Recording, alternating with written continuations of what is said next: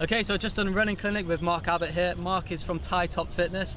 He's obviously, from the shape of him, you can see he's more of a sprinter, more of a lifter. As such, you do quite a bit of weight training, don't you?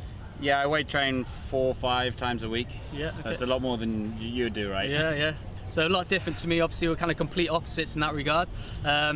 But I'd just like to ask Mark's opinion, really, obviously as a specialist of this. What kind of strength kind of training do you think distance runners should be doing to kind of get the most out of themselves to prevent injury? Any kind of tips you have for that? Well, the biggest problem with most distance runners who are new to the sport, they place too much importance on weight training. And really, you don't want to be building muscle.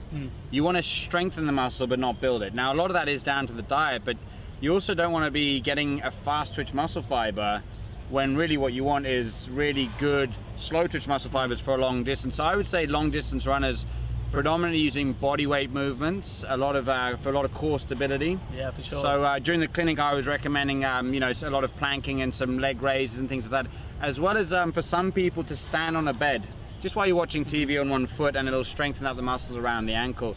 And that's kind of the extent to it. Really, I mean, if you look at the size of Harry and you look at the size of me, there's a reason why I can't run as fast as him. You don't want to have this muscle. So as far as the shorter distances are concerned, especially the sprinters, compound movements. Yeah. Anything that involves more than one joint. So for example, a squat, a deadlift, a bench press. These compound movements will get all the muscles in the right way naturally, and then you're going to get a really good balanced body for the sprint work. So that's what I recommend. Yeah, and I think you have to think about it specifically for yourself as well. Lots of people react differently to weight training. So I come from a middle distance background. When I was in university, our coach had us doing a lot of weights work and a lot of heavy lifting, to be honest, which I was very surprised about.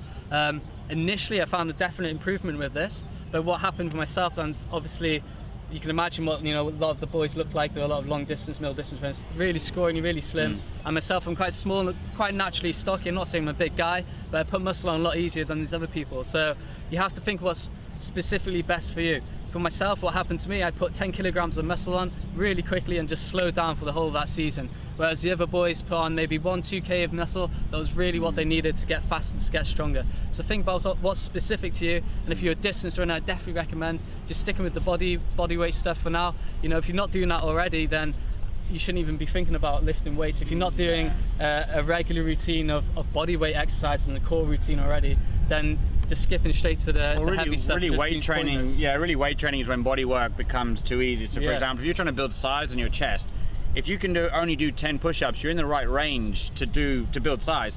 But as soon as you can do 20, 30 push-ups, suddenly you're in a muscular endurance range and you're not going to be building muscle. So to add weight is how we effectively stay in a lower rep range.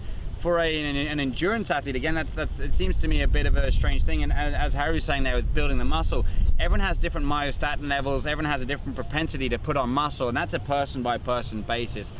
Again, this also brings us back to the diet as well. I see a lot of people eating too much protein.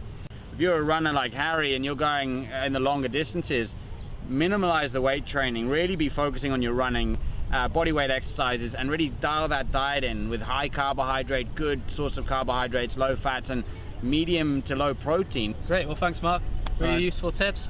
Make sure you check out Mark's channel, Top Fitness. A lot of it will be in Thai, so if you're not Thai you might struggle a bit, but you can follow along with his adventures anyway. He's a bit of an action man. But yeah, thanks for having today Mark, and happy running guys. Peace. Cool, cheers man. No problem.